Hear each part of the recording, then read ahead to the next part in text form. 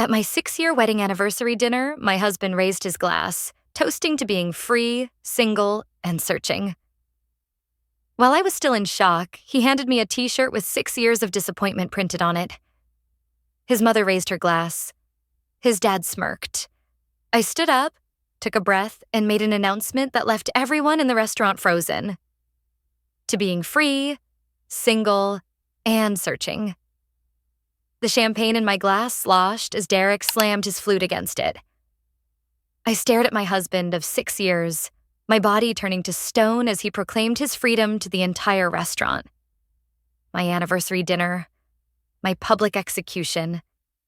Derek reached under the table and pulled out a gift box with theatrical flair.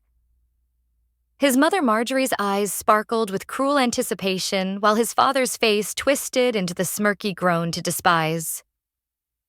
"Open it, honey," Derek urged, his voice dripping with false sweetness. I had it specially made. My trembling fingers lifted the lid, revealing a folded black t-shirt. As I unfolded it, bold white letters proclaimed, 6 years of disappointment. The restaurant seemed to tilt around me as realization crashed through my body like ice water. This moment, this public humiliation had been the plan all along. Looking back, I should have seen it coming. The cracks in our marriage hadn't appeared overnight, though I'd become adept at ignoring them. Derek had grown increasingly distant over the past year, his late nights at the office multiplying without explanation. Our conversations had dwindled to logistical exchanges about bills and schedules. The spark that had once drawn us together had faded to cold embers. Working late again? I'd asked 3 months earlier, watching him adjust his tie in our bedroom mirror. "Big client," he'd mumbled without meeting my eyes. "Don't wake up." I'd noticed the cologne, then not his usual scent, but something new. When he returned past midnight, he'd shower before coming to bed, claiming the office was stuffy. I accepted the explanation because the alternative meant acknowledging our marriage was failing. Our intimacy had evaporated. Derek's touches became perfunctory, his kisses quick pecks lacking any real affection. When I initiated, he'd claim exhaustion or stress, rolling away to scroll through his phone with his back to me. The rejection stung, but I buried it beneath excuses about work pressure and bad timing. On Sundays, when we used to spend lazy mornings making breakfast together, Derek started scheduling golf with his father or networking brunches I wasn't invited to attend. The house grew silent in his absence, and I found myself talking aloud just to hear a human voice. "We should plan something special for our anniversary." I'd suggested 6 weeks earlier, attempting to rekindle something between us. Sure, he'd agreed with surprising enthusiasm. "I'll handle everything. It'll be memorable." The genuine smile that crossed his face should have warned me. Instead, I felt hopeful for the first time in months, believing he wanted to repair what was broken between us. I discovered the truth while doing laundry. Derek usually emptied his pockets, but that day a crumpled receipt fell out when I tossed his pants into the washing machine. I almost threw it away without looking, but something made me smooth it open. It was from a custom t-shirt shop downtown, dated 3 weeks earlier. The description line read, "Black tee, white print, 6 years of disappointment." That my stomach clenched as I read it again, not quite processing what it meant. A joke for a friend. A gag gift for someone else. The date on the receipt aligned with the day Derek claimed to have worked late. I felt the foundation of my world shift beneath my feet. Sitting on the laundry room floor, surrounded by dirty clothes, I realized my husband was planning to humiliate me on our anniversary. The thought seemed too cruel to be real. Yet the evidence sat in my hand, impossible to misinterpret. That night, I studied Derek across the dinner table, wondering how the man I'd pledged my life to could become this stranger planning my public shame. I searched for hints of the person I'd fallen in love with, but his eyes remained distant, occasionally checking his phone hidden beneath the table. "Everything okay?" he asked, noticing my stare. "Perfect," I lied, matching his false smile with one of my own. The next revelation came from an unexpected source. I'd begun frequenting a small cafe near my office, seeking solace in neutral territory, away from our increasingly tense home. Tessa Monroe, a waitress there, gradually became familiar with my order and my face. "Rough day," she asked one afternoon, setting down my latte. "Rough year," I admitted, surprising myself with the honesty. Something in my tone must have resonated with her because she hesitated before asking. "Your last name wouldn't happen to be Carter, would it?" The question startled me. "It is. Why?" Tessa Monroe lowered her voice. "I also work weekends at Vincenzo's. Your in-laws are regulars." She paused, seeming to weigh her words. "I've overheard conversations about you that didn't seem kind." My heart pounded as she explained how she'd served Derek, his parents, and occasionally another woman for dinner many Sundays. The same Sundays he claimed to be golfing or networking. They discussed an anniversary surprise with malicious excitement, specifying it would happen at Vincenzo's, the upscale Italian restaurant his mother adored. "I'm not supposed to get involved in customers' business," Tessa Monroe said, but it sounded cruel. I'd want someone to tell me. I thanked her with tears threatening to spill. As she turned to leave, I asked, "The woman with them, can you describe her?" "Blonde, mid-30s, designer clothes. She's never there when your husband is, only with your in-laws." Tessa Monroe hesitated. "They call her Carla Jensen. Carla Jensen, my mother-in-law's personal assistant." The pieces began aligning in a horrifying picture. Instead of confronting Derek, I decided to investigate. Something inside me had hardened, a protective shell forming around the wounded parts of my heart. I deserved to know the full extent of his betrayal before deciding my next steps. I began by checking our credit card statements, finding regular charges at hotels on nights Derek claimed to work late. There were jewelry purchases I'd never received and dinners at restaurants I'd never visited. The paper trail of deceit stretched back further than I'd imagined. One afternoon, while Derek was at work, I searched his home office.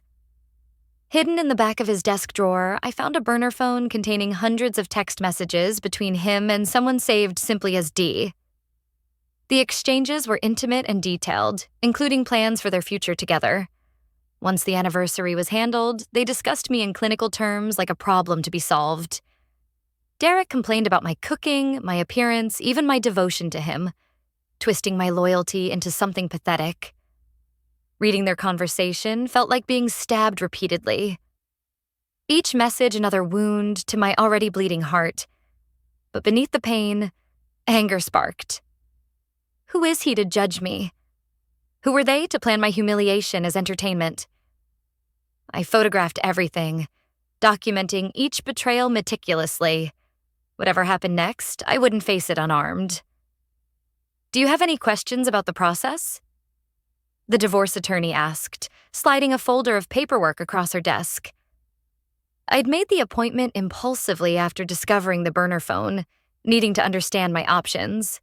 Attorney Jillian Crane had come recommended as someone who handled high-conflict divorces with discretion. "What about financial protection?" I asked, thinking of our joint accounts. "If I wanted to secure assets before filing legally, you're entitled to your fair share," she explained. "I'd recommend documenting everything now and moving your portion to separate accounts before any confrontation occurs. It's not hiding assets, it's protecting what's rightfully yours."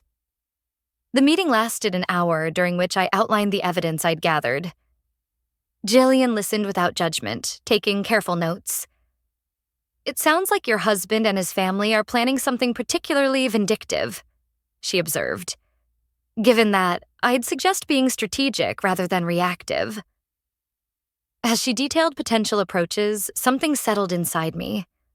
A cold, clear determination replacing the chaotic hurt. This wasn't just about ending a marriage. It was about reclaiming my dignity from people who planned to strip it away for their amusement.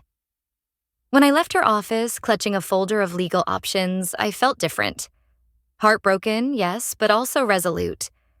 The woman who'd entered that office had been desperate and wounded. The one who walked out was beginning to sketch the outline of a counterattack. Derek had no idea what was coming. Neither did I. Not yet. But I knew with absolute certainty that his toast to freedom would not go as planned. My newfound determination pushed me forward like a woman possessed. With legal advice fresh in my mind, I decided to follow the money before Derek suspected anything. Our checking account showed normal activity, but when I dug deeper into our joint investment portfolio, alarm bells started ringing. Over the past 3 months, Derek had systematically transferred small amounts. Not enough to trigger notifications, but substantial in total to a separate account I had no access to. That's odd, I whispered to myself, scrolling through the transaction history. A pattern emerged. $2,000 here, $1,500 there. Always just below the notification threshold we'd set up.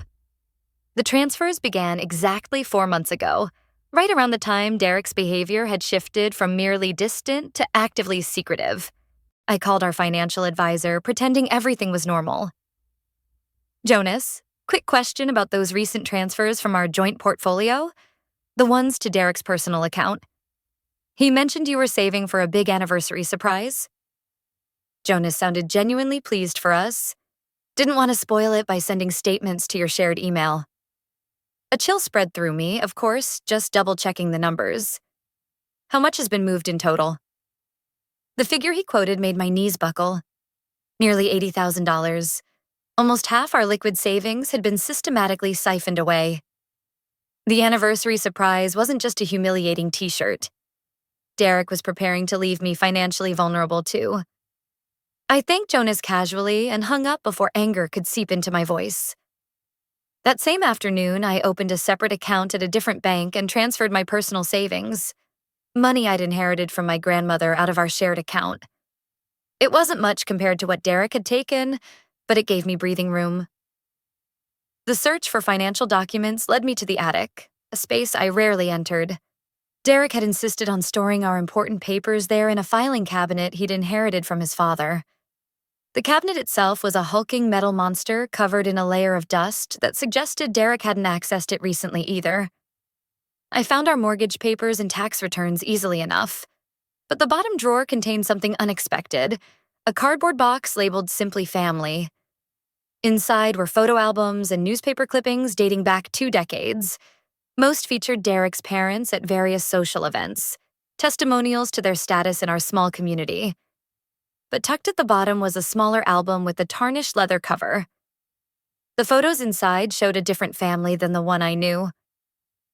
Marjorie smiling genuinely, Gerald without his perpetual scowl, Derek as a teenager with braces, and beside him in almost every shot, another boy a few years older.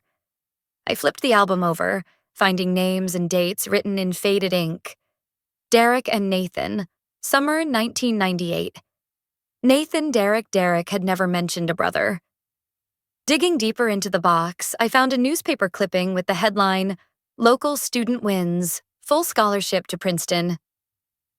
The grainy photo showed a serious young man with Derek's jawline but different eyes. Kinder somehow, the article identified him as Nathan Carter, son of Gerald and Marjorie, graduating valedictorian. Another clipping dated 3 years later mentioned rising financial star Nathan Carter joining a prestigious firm in New York.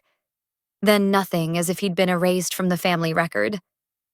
I sat back on my heels, dust motes dancing in the attic's dim light.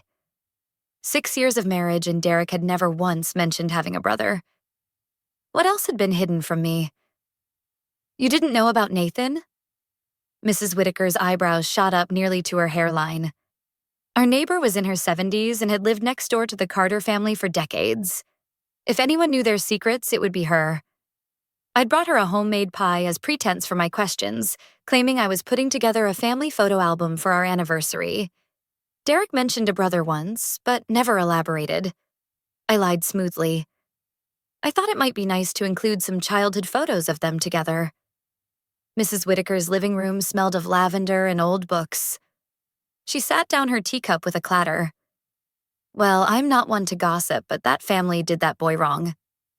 Nathan was the smart one. Kind too. Gerald had his life all planned out. Ivy League education, then joining the family business. But Nathan wanted to make his own path. According to Mrs. Whitaker, the final break came after Nathan discovered questionable accounting in his father's business and threatened to report it unless changes were made. He was cut off completely. His name never spoken again in the family home. And Derek? I prompted.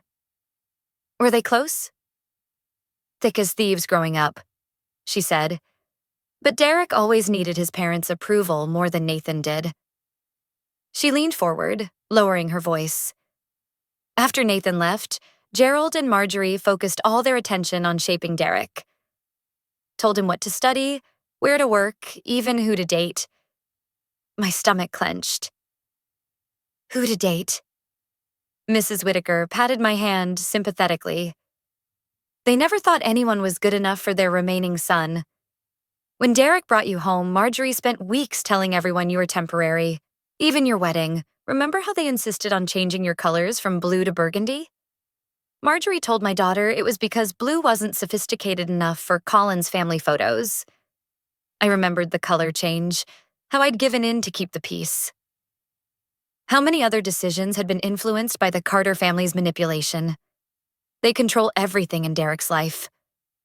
Mrs. Whitaker continued that fancy job. Gerald pulled strings. Your house. Marjorie found it.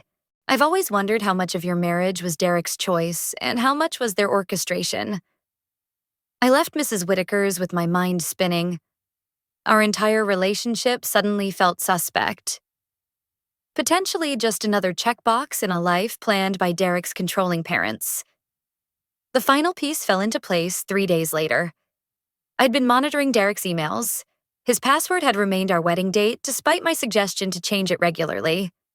Most messages were work-related, but one exchange with his mother made my blood boil. Everything's set for Saturday, Marjorie had written. Vincenzo's confirms our reservation for 7 p.m. Gerald thinks the t-shirt is too much, but I disagree. That girl needs to understand she never belonged in this family. Derek's reply was brief. T-shirt is fine. Dad will come around when he sees her face. My hands shook with rage. Not only had Marjorie orchestrated my public humiliation, but she'd been the one to push for the t-shirt, and Derek had eagerly agreed. A follow-up email included a receipt from Marjorie's credit card, payment for the custom shirt I discovered earlier, plus a reservation deposit at Vincenzo's. She'd even specified a corner table for maximum visibility according to her note. I'd spent 6 years trying to please these people, believing their coldness was just their nature. Now I understood the truth. They had never intended to accept me. I wasn't just fighting a failing marriage. I was up against an entire family system designed to control and ultimately discard me. In that moment, the last of my tears dried up. In their place grew something harder, more resolute. If the Carter family wanted war, I would give them one. But I needed an ally, someone who understood their tactics from the inside. I needed to find Nathan Carter. Finding Nathan Carter proved easier than I expected. A simple LinkedIn search revealed he worked as a financial consultant in Boston, just 3 hours from our suburb. His profile picture showed a man with Derek's jawline but gentler eyes, dressed in a crisp suit that couldn't quite hide a rebellious edge. No mention of family appeared in his biography, just academic credentials and professional accomplishments. I sent him a message that evening, deliberately vague. My name is Lena Carter. I'm married to Derek. There are things about your family I believe we should discuss. Would you be willing to meet? His response came the next morning. Just 4 words. Cornerstone Cafe, Sunday noon. The drive to Boston gave me too much time to doubt myself. What if Nathan was worse than his family? What if this was a trap? By the time I pulled into the parking lot of the small cafe on the outskirts of the city, my hands were trembling. I spotted him immediately. Nathan sat at a corner table angled to watch both the door and street, a posture that spoke of habitual vigilance. He stood when our eyes met, uncertainty flickering across his face. Up close, the resemblance to Derek was stronger yet somehow more distant, like looking at what Derek might have become in a kinder universe. "Lena," he said, offering a hand rather than a hug.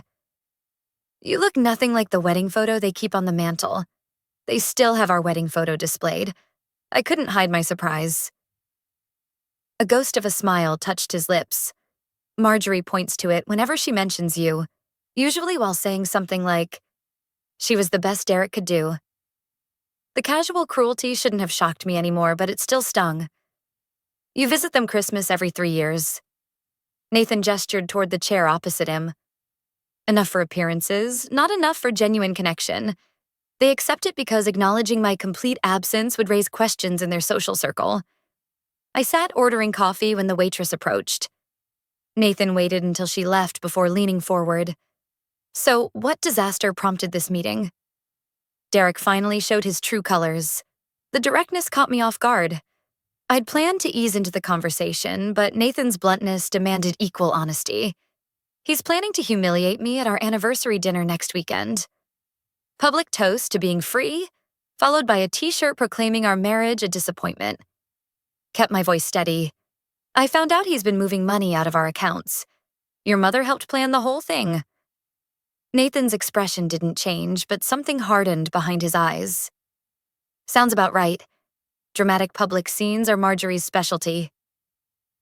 He studied me. Most people would just file for divorce and leave. I tried to keep the peace approach for 6 years. It didn't work. I met his gaze directly. Now I want to understand what I'm really dealing with. For the next hour, Nathan painted a picture of the family I thought I'd married into. Gerald Carter had built his financial services firm through connections rather than ethics, cutting corners and leveraging secrets he knew about influential people. Marjorie, with her society connections, provided access to wealthy clients while carefully crafting the family's respectable image. My first mistake was being too good at math. Nathan explained, a bitter smile playing at his lips. "I joined the firm after college, part of Dad's grand plan. 3 months in, I noticed discrepancies in certain client accounts. Small percentages skimmed systematically over years. When he confronted his father, Gerald offered justifications about management fees clients had verbally approved. When Nathan pushed back, threatening to report the irregularities, the family response was swift and absolute. They gave me a choice: fall in line or be erased." Nathan's voice remained even, but his knuckles whitened around his coffee cup. "I chose erasure. Left town that night with what I could pack in my car. By morning, my bank accounts were frozen, my credit cards canceled, and my name removed from the company website." "And Derek?" I asked softly. "Derek called once about a week later. Said he wanted to understand my side." Pain flashed across Nathan's face. Then I heard Dad's voice in the background asking who he was talking to. Derek said no one and hung up. That was 12 years ago. The casual betrayal felt familiar, echoing Derek's treatment of me. He never mentioned having a brother. Not once in 6 years. Nathan nodded as if this confirmed something. Derek was always desperate for their approval. I was the heir. He was the spare.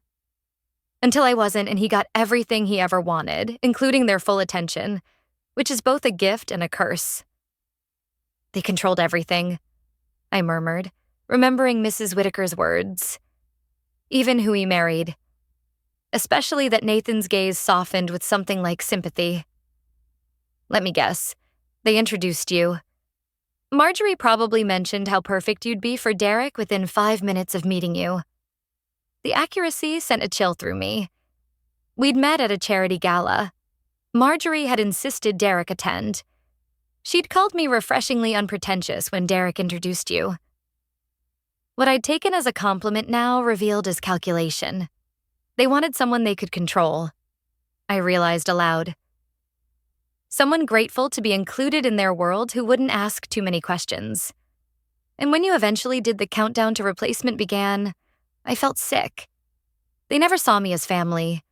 I was always temporary. We moved to a small park after the cafe. continuing our conversation on a bench overlooking a pond. The afternoon light softened as Nathan shared more about the family dynamics I'd married into. With each story, the pieces of my shattered life seemed to realign into a new pattern. One where I wasn't the failure, but the inevitable casualty of a toxic system. "I have something you should see," Nathan said eventually, retrieving a folder from his messenger bag. After I left, I took certain precautions. Insurance, if you will. The folder contained copies of original partnership documents for Carter Financial. According to the paperwork, the firm had been founded by Gerald and his father as equal partners. Upon the grandfather's death, the ownership was meant to be split between Gerald and his sons. Dad had the documents rewritten after I left. Nathan explained, "These are the originals. By law, I still own 25% of the company, and eventually you and Derek would inherit another 25% upon Gerald's death." I stared at the papers, understanding dawning. He cut you out completely, and Derek either doesn't know or doesn't care. Nathan's voice held no bitterness, just resignation. I've never pursued it. Starting over felt cleaner than fighting for a place in a family that didn't want me. The sun was setting when we finally parted, exchanging phone numbers with a promise to stay in touch. Something had sparked between us, a connection born of shared wounds and understanding. In Nathan's eyes, I saw recognition of the person I truly was, not the convenient placeholder his family had designated me to be. Our meetings became regular over the following weeks. We were careful at first, meeting in out-of-the-way places where Derek's friends wouldn't see us. I told Derek I joined a book club to explain my absences, a lie he accepted without interest. Nathan showed me how to protect myself financially, helping me secure my remaining assets. I shared details of the upcoming anniversary ambush, watching his expression darken with each new revelation. The attraction that grew between us wasn't planned. It began with simple things.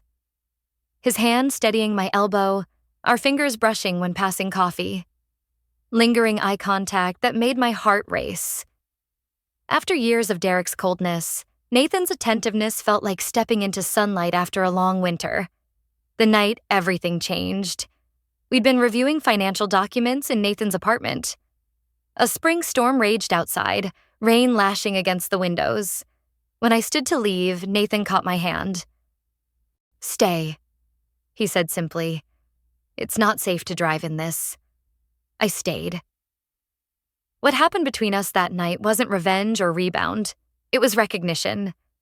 Two people who had been damaged by the same family finding comfort and understanding in each other's arms. 6 weeks later, the pregnancy test showed positive. I sat on my bathroom floor staring at the little pink line with a mixture of terror and wonder. Derek and I hadn't been intimate in months. There was no question who the father was. I called Nathan immediately. His voice was steady when I told him, asking what I wanted to do. Not telling me, not assuming, asking. In that moment, I knew this child created between two people the Carter family had rejected would be the greatest evidence of their failure. Not just a baby, but a new beginning. And suddenly, I knew exactly what my announcement at the anniversary dinner would be. The pregnancy test changed everything. What had begun as a defensive strategy to protect myself from humiliation evolved into something far more significant. This wasn't just about avoiding Derek's trap anymore. It was about creating a future free from the Carter family's toxic influence. Looking at that positive test, I felt strangely calm.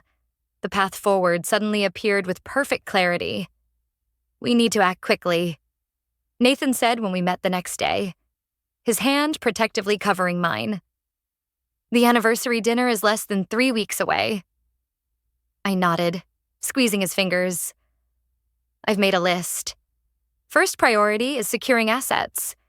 My meeting with Jillian Crane, the divorce attorney, had prepared me well. She'd outlined the steps to legally protect myself without crossing into improper behavior that could backfire in court. The following morning, I scheduled an appointment with April Lawson, the financial advisor Jillian had recommended. "Your situation isn't uncommon," April assured me, reviewing our financial statements.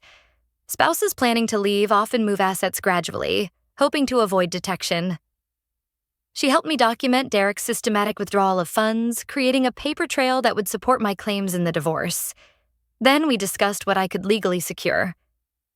Your inheritance from your grandmother is separate property, she explained. The funds in your personal account are safe. For joint assets, you're entitled to your fair share. With her guidance, I transferred exactly half of our remaining joint savings into my new secure account. The transaction would be visible to Derek, but as April pointed out, it's completely legal. If he questions it, simply say, "You're diversifying investments." The house presented a more complicated challenge. As Derek had often reminded me, his parents had helped with the down payment, a gift that came with invisible strings attached. The deed, however, listed both our names. When Derek mentioned an overnight business trip to Philadelphia, I recognized my opportunity. His regular business trips had become more frequent lately, and a quick check of his burner phone confirmed my suspicions. He'd be meeting Carla Jensen at a downtown hotel. The moment his car pulled away from our driveway, I called Bryce Keller, a real estate agent known for quick, discreet sales. Within hours, he was walking through our home. "The market is hot right now," Bryce noted, making notes on his tablet. "Your location and the recent kitchen remodel put you in an excellent position. We could list significantly above what you paid 4 years ago." "I don't want to list it yet," I clarified. "I need to understand the process and timeline. My husband and I are—" I paused, choosing my words carefully, considering our options. Bryce's expression told me he understood the subtext. "I've handled many divorces, Mrs. Carter. If you decide to sell, I can move quickly. The paperwork requires both signatures, but everything else can be prepared in advance." I thanked him, taking the detailed market analysis he prepared. The potential sale price was higher than I'd expected, enough to secure a fresh start, even after splitting the proceeds with Derek. That evening, Nathan and I reviewed our progress over dinner at his apartment. "The financial pieces are falling into place," I reported, showing him April's recommendations and Bryce's analysis. Nathan nodded, pulling out a leather portfolio. "I've been building our case regarding Carter Financial." He spread several documents across the table. "I met with my attorney yesterday. These partnership agreements are legally binding. My father had no right to remove my stake in the company. He'd compiled years of financial records, board meeting minutes, and correspondence. Together, they painted a damning picture of how Gerald Carter had systematically erased his elder son from the family business. According to my attorney, I have grounds for a substantial lawsuit." Nathan's voice remained calm, but his eyes betrayed his hurt. Not just for my share of the company, but for years of lost dividends and growth. I studied the documents, recognizing the opportunity they presented. "You never pursued this before. Why now?" His gaze met mine, intensity burning in those kind eyes that had become so dear to me. Before it was just about money. Now his hand gently touched my stomach. Now it's about legacy, about making things right for more than just myself. Our planning continued into the following week. While Derek attended client meetings and secret rendezvous with Carla Jensen, I systematically prepared for my departure from a marriage that had become nothing but a facade. I sorted through personal belongings, quietly removing family heirlooms and irreplaceable photographs from our home, storing them in a small rental unit Nathan helped secure. I forwarded important mail to a new P.O. box and changed my personal passwords on every account. The most critical ally in our plan emerged when I reached out to Tessa Monroe, the waitress who had first warned me about Derek's scheme. We met at a park far from both Vincenzo's and the cafe where she normally worked. Her expression was concerned as I outlined what I discovered since our last conversation. "They're horrible people," she murmured, shaking her head. "What will you do at the dinner?" I shared the broad strokes of my plan, watching her eyes widen. "I need someone on the inside," I explained. "Someone who can help ensure the timing works perfectly." Tessa Monroe hesitated only briefly before nodding. "I'm scheduled to work that night anyway. What do you need from me?" We spent an hour reviewing the layout of Vincenzo's, confirming the table location Marjorie had reserved, and planning the exact timing for Nathan's entrance. Tessa Monroe would ensure he remained unseen until my signal, positioning him perfectly for maximum impact. "Practice your speech on me," she suggested once we finalized the logistics. "You want to get the wording just right." I stood, smoothing my dress nervously, and began rehearsing the words I had crafted for my public response to Derek's toast. Tessa Monroe listened intently, offering suggestions to sharpen certain phrases and emphasize key points. "That pause after you mentioned the pregnancy, hold it longer," she advised. "Let it sink in before you introduce Nathan, and make sure to look directly at Marjorie when you reveal the documents about the company." We practiced until the words flowed naturally, my voice growing stronger with each rehearsal. By our third run-through, even I was convinced by my performance. "You're going to destroy them," Tessa Monroe said with quiet satisfaction. "And they deserve every bit of it." The final piece of our plan came together when Nathan's attorney confirmed the paperwork was ready. The legal documents asserting his claim to Carter Financial had been professionally prepared. Copies made for each family member present at the dinner. Nothing would be officially filed until after our announcement, a courtesy Nathan insisted on despite everything his family had done. "I want to see their faces when they realize what's happening," he admitted. "Is that petty of me? After what they've done to both of us?" I squeezed his hand. "I'd call it human." The night before the anniversary dinner, I stood in our bedroom looking at the dress I'd chosen for the occasion. A deep blue sheath that projected confidence and control, not the burgundy Marjorie had pressured me to wear for family events. Derek was working late again, giving me time for final preparations. I packed a small overnight bag with essentials and placed it in my car trunk. All important documents were secured in Nathan's apartment, along with the items I truly cared about. Whatever happened tomorrow night, I wouldn't be returning to this house that had never really felt like home. Nathan called as I was finishing my preparations. "Are you ready for tomorrow?" His voice held both concern and determination. "As ready as I'll ever be," I answered honestly. Scared but certain. "Remember, whatever happens, we're in this together now." The warmth in his voice steadied me. One way or another, after tomorrow night, they can't hurt either of us again. I thought about the child growing inside me. A new Carter who would never know the manipulation and cruelty of Gerald and Marjorie, who would be raised with love instead of control. Whatever came next wouldn't be easy, but it would be real. "Tomorrow, then," I said softly. "The beginning of the rest." As I hung up, I heard Derek's key in the front door.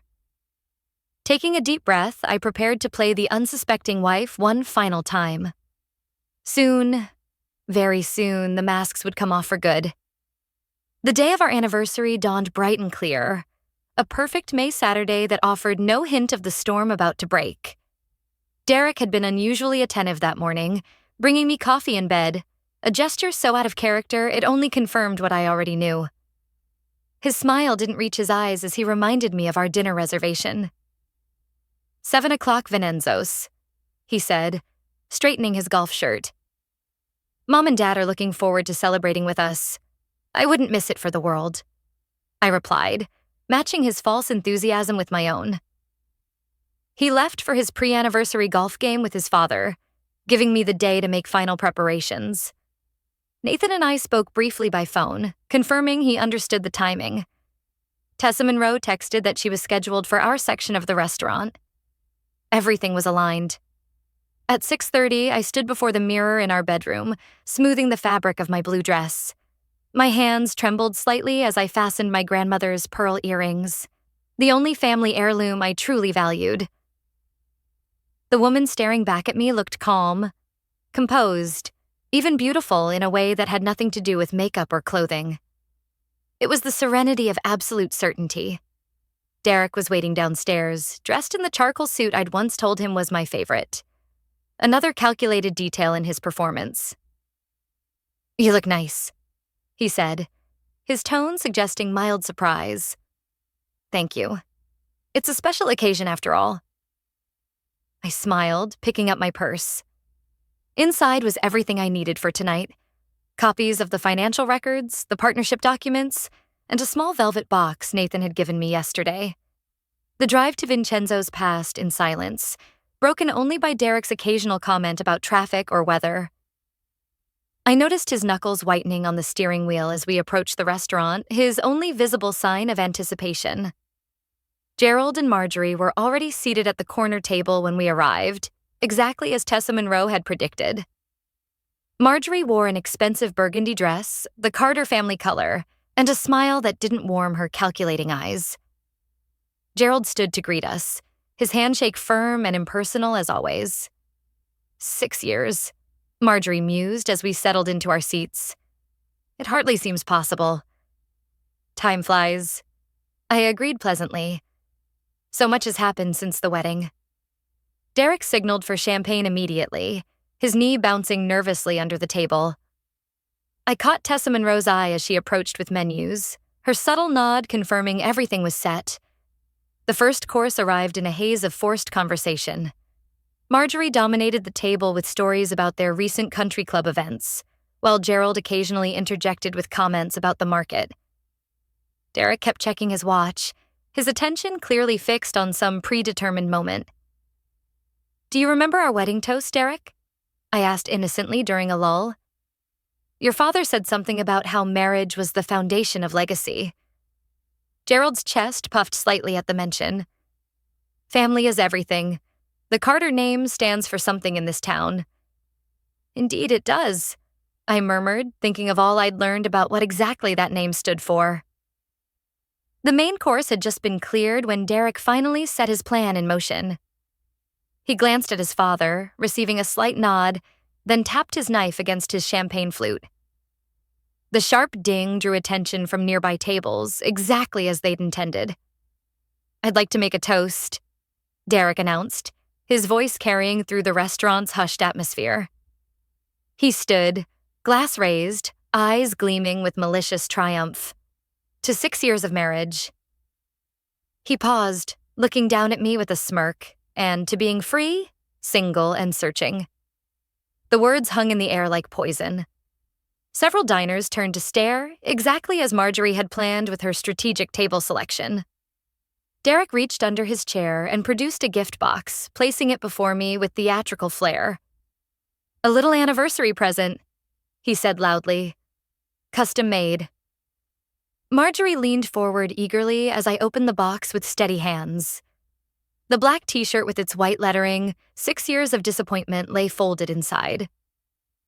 Gerald smirked while Marjorie actually chuckled, her eyes darting to nearby tables to ensure they were watching my humiliation. In that moment, with the weight of their cruelty pressing down on me, a strange calm settled over my entire being. This pathetic display, this childish attempt to break me. It suddenly seemed so small compared to the life growing inside me and the future I was about to claim. I stood smiling genuinely for the first time that evening. The unexpectedness of my reaction caused Derek's smirk to falter. "Thank you for the gift, Derek," I said, my voice clear and steady. "It's actually perfect timing. I've been wanting to make an announcement of my own tonight." Confusion flickered across all 3 Collins' faces. This wasn't in their script. "First, I want to thank you all for showing me exactly who you are." I lifted my water glass in a mocking toast. For 6 years, I tried to be part of this family, never understanding why I always fell short. Tonight's performance finally makes everything crystal clear. Derek's expression morphed from confusion to anger. "Sit down, Lena. You're embarrassing yourself." "No, Derek. For once, I'm not the one who should be embarrassed." I turned to include the entire table in my gaze. "Did you know your son has been systematically moving funds from our joint accounts for months, preparing for this moment while playing the devoted husband?" Marjorie's face hardened. "This is hardly appropriate dinner conversation." "I agree," I interrupted smoothly. "Neither is publicly humiliating your daughter-in-law. But since we've abandoned propriety, let's continue with complete honesty." I reached into my purse, withdrawing the first document. I've already secured my half of our assets, including the proceeds from our house, which sold yesterday for significantly above asking price. I smiled at their shocked expressions. Turns out the market is excellent right now. Derek's face flushed crimson. You can't sell our house without my signature. You signed the listing agreement 3 weeks ago, I replied calmly. Remember that stack of work documents you initialed without reading? You really should be more careful with paperwork. Gerald started to rise, but I held up my hand. I'm not finished. There's someone else who deserves to hear this. I looked toward the entrance and nodded. Nathan appeared from where he'd been waiting, walking confidently toward our table. The resemblance between the brothers was unmistakable, causing several nearby diners to stare in confusion. Hell, Marjorie whispered, her face draining of color. He stopped beside me, placing a supportive hand at the small of my back. Hello, Mother. That little brother, it's been a while. The stunned silence that fell over the table was deeply satisfying. Gerald recovered first, his voice a harsh whisper. What is the meaning of this family reunion? I answered. Long overdue, wouldn't you say? Derek stared at his brother, then at me, comprehension slowly dawning. You and him, you've been getting to know each other. I finished comparing notes on the Carter family dynamics. It's been quite illuminating. Nathan placed a folder on the table. These are copies of the original partnership agreements for Carter Financial. As you can see, I still legally own 25% of the company, despite Father's creative accounting suggesting otherwise. Gerald's face contorted with rage. You have no proof. We have every proof, Nathan countered calmly. Bank records, original documents, witness statements. My attorney has prepared everything for filing first thing Monday morning. I placed my hand protectively over my still flat stomach, delivering the final blow. And one more announcement before we go. I'm pregnant. The words hung in the air as I let them absorb the implication. Nathan and I are expecting a child, a Carter heir, who will never know the manipulation and cruelty you three consider love. The restaurant had fallen completely silent. At nearby tables, diners sat frozen, forks suspended midway to mouths, all pretense of not listening abandoned. Marjorie found her voice first, hissing. You planned this entire charade to humiliate us. No, Marjorie, you planned a charade to humiliate me. I simply refused to play the victim. I picked up the t-shirt from its box. You should keep this. It suits your family better than it does me. I placed the shirt in front of her, then reached for Nathan's hand. Goodbye, Derek. I'll have my lawyer contact you regarding the divorce. As we walked away, I heard the crash of Gerald's fist hitting the table, Marjorie's harsh whisper to control yourself, and Derek's stunned silence. We passed Tessa Monroe, who gave me a subtle thumbs up from behind her serving tray. Outside, the evening air felt clean and new against my skin. Nathan squeezed my hand as we walked toward his car. Are you okay? He asked softly. I took a deep breath, feeling the weight of 6 years lifting from my shoulders. Behind us, the restaurant door banged open as Derek stormed out, stopping short when he saw us together. This isn't over, he called, his voice breaking slightly. I turned back one last time, meeting his gaze steadily. You're right about one thing, Derek. I am free now. I smiled genuine and unforced, and that's worth celebrating. Hand in hand with Nathan, I walked away from the Carter family and their toxic legacy towards something real, something honest, something that finally felt like. I used to think that after everything Derek and his family did to me, I would never be able to trust anything good again. But then, I realized that sometimes the cruelest thing someone does to you is actually the gift that pushes you out of a place you were never meant to stay. I walked away from that marriage not just with my dignity intact, but with something even more precious. Freedom, a new beginning, and a child who will grow up in a home where love is real. I no longer need validation from a toxic family. I no longer try to fit into a world that never had room for me. Today, I get to be fully myself. And if you're listening to this story, if you've ever been dismissed, betrayed, or forced to swallow your pain in silence, I want you to remember this. You are not alone, and you deserve so much more. This is her side of the story, where women like me, and like you, take back their voices. If this story moved you, please subscribe, share the video, and leave a comment. Because here we believe every woman deserves to be heard and to rise.